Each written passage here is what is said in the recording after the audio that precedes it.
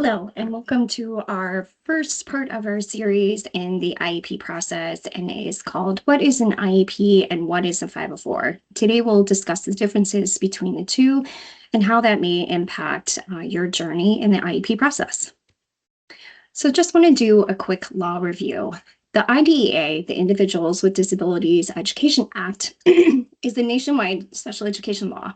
It gives rights and protections to children with disabilities all the way from birth until high school graduation or their 21st birthday, whichever comes first. And parents and guardians also have rights under this law. Since this is a nationwide law, IEP transfers can occur across state lines. So that means if your child goes to a new school, whether it's within the state of Illinois or you move to a new state, they must honor the IEP as written.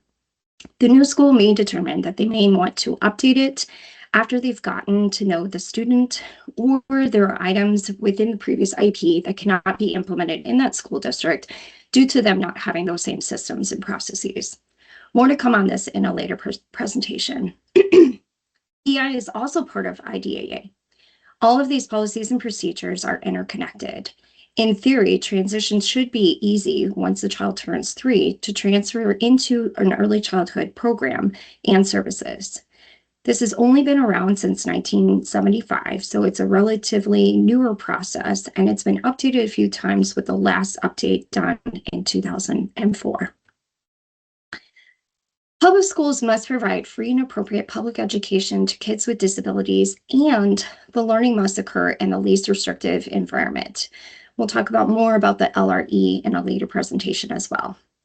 Schools must find and evaluate students who may have disabilities at no cost to the families.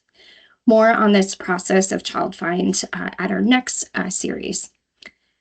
Why would schools not want to bring up concerns to parents? Well, sometimes it's due to resource limitations within the school district. There's also fear of complex legal obligations for IEPs and 504s. They also have this belief that a child will catch up to typical peers within the classroom, or there's concerns about parental denial or distrust about the possibility of their child having a disability, or there's wanting to avoid increased special education caseloads that can then strain the budgets of school districts. Schools are required to give parents a voice in their child's education, and parents have rights and protections, such as procedural safeguards. Section 504 of the Rehabilitation Act of 1973 prohibits disability discrimination at schools that receive federal funding. Schools must meet these requirements by removing the barriers to learning. This is a civil rights law, and it's super important for young adults because this law requires universities also to remove barriers to learning. This means that people can still have accommodations in college, but remember, the IDEA only covers until the day before their 22nd birthday. The Americans with Disability Act also prohibits disability discrimination by schools, employers, and anyone who offers goods and services to the public. So what is an IEP? An IEP is an individualized educational plan.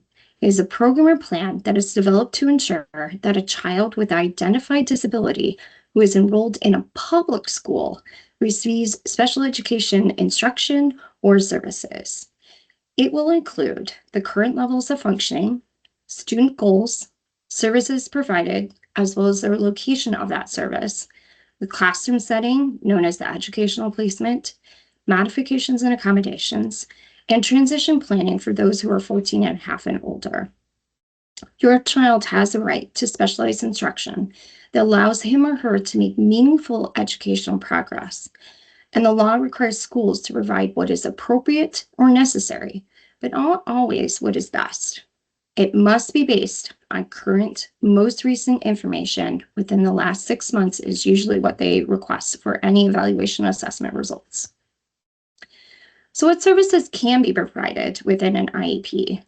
This includes a special education classroom, a paraprofessional, such as a one-to-one or a shared paraprofessional, also known as a SICA, speech and language therapy, whether that's direct or indirect services, physical therapy, same as above, direct and indirect, occupational therapy, but can't be a standalone service within an IEP. It needs to be joined with another service provision.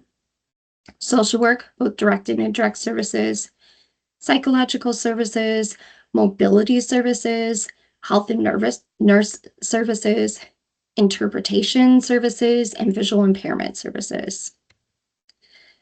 The following diagnoses are accepted under IDEA, and your child must have one of these in order to qualify for the process of an IEP.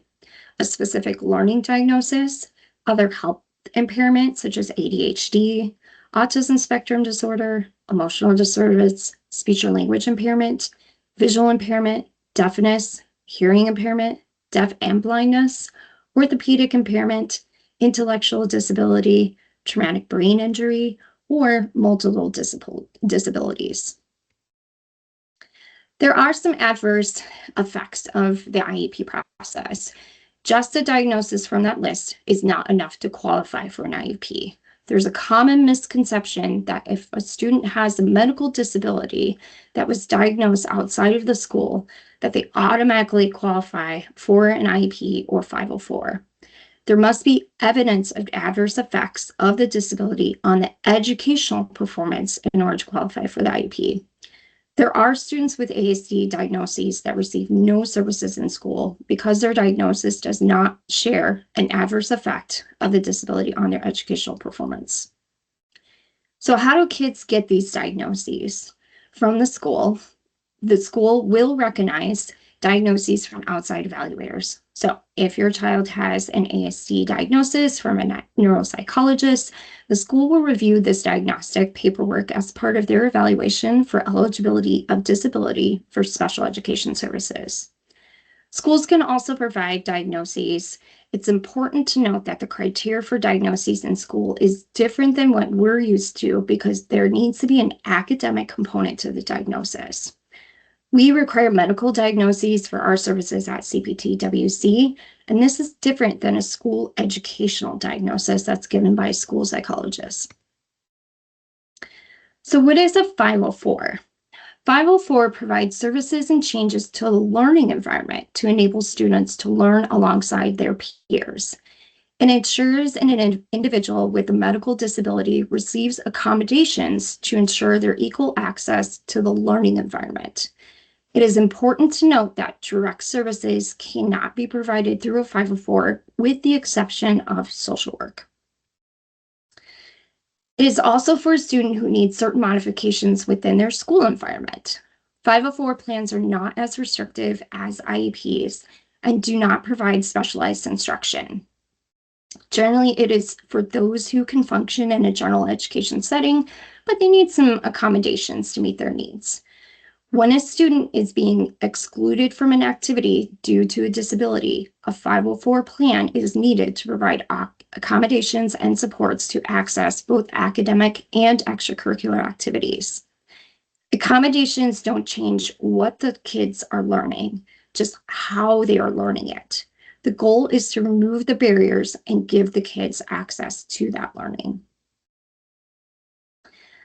504 plans describe adjustments called accommodations in the school setting to remove the barriers to the regular education in school, whereas IEPs remove barriers and also provide specialized instruction and services to help a child develop the skills that their disability makes harder to learn. The purpose of accommodations is to make sure that a student can learn from them all parts of the school day despite their disability, i.e. have access to all parts of the school day. A 504 plan does not provide extra services or change the curriculum. It's not considered special education, even though sometimes school systems are managing those 504 plans manage them through a special education team. Whereas IEPs provide accommodations, specialized instruction, and related services. The 504 protects individuals with disabilities in multiple areas of life, including school, employment, and health services, and protects them from discrimination. It's available to individuals with disabilities that substantially limits a major life activity or is regarded as handicapped by others.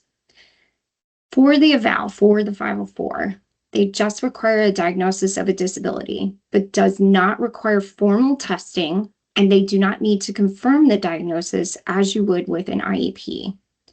The determination is based on a variety of documented sources, and the timelines and procedures for evals are not dictated by law. So whereas IEPs, you bring in your diagnoses to show proof of this disability, and then you go through a separate evaluation process with the special education team. 504s do not require this and do not provide that level of separate evaluations to confirm this disability. It is also dictated by Section 504 of the Rehabilitation Act. So there is no federal legal requirements, and it has no federal funding. There are also fewer rights for a 504, and it does not require specialized instruction that is only provided within an IEP. So it can be provided with a 504. Some students' accommodations would require preferred seating, such as closer to the teacher or in front or in that T zone or in the front or in the middle so that you have more attention from the teacher. Extra time on tests and homeworks. Use of speech to text for writing instead of using pens and paper and pencils. Modified textbooks such as audiobooks. Having tests read to them. Testing in a different room where there's less distractions, movement breaks, and kiddos who need to take medication during the school hours will also need a 504. They can even be written for those who are returning to school after a post-operative care or even have a temporary physical disability such as a broken bone and require accommodations in order to move about the general education classroom and setting. Snacks due to diabetes or needing to leave the classroom to receive insulin injection can also be provided with a 504. The difference between referring for a 504 and an IEP is that when the student does not require specialized instruction, they are learning at the same rate and same processes as a typical student within their classroom, and they have but does need to have an equal access to the public education, then they would receive a 504. But if they do need to have specialized instruction to access as well as progress in the educational curriculum, then they would need an IEP. Again, there are fewer procedural safeguards in place for 504s than for IEPs. The 504s are covered under that Section 504 of the Rehabilitation Act, and under the Civil Rights Law, students have the right to a free and appropriate public education. And that's the whole point of 504 plans, to give students access to the same education their peers are getting. And FAPE is also guaranteed under the special education law for IDEA. Here's a nice little chart to kind of help you to determine the differences between a 504 and an IEP in terms of what law covers it, how does the child qualify, what does it offer, if it changes the curriculum, is it legally binding, et cetera, et cetera. So there's very few differences between the 504 and IEP, but those differences that are there do make up a large portion of where you're going to go on your journey and your process with your child. Mainly, the biggest one is that if your child requires specialized instruction or services like therapies, as well as in addition to accommodations and modifications to their curriculum as well as their setting, then an IEP would probably be the better option of the two. If your child does not require any specialized instruction and is able to learn within the general school curriculum, and they just need accommodations to access that general education setting, then a 504 would probably be the better route to go. And that is the end of our first part of our series. If you have questions as to how this relates to your child and how it relates to your journey in the IEP process, whether a 504 or an IEP would be better useful for you, please feel free to reach out to me. Have a great day.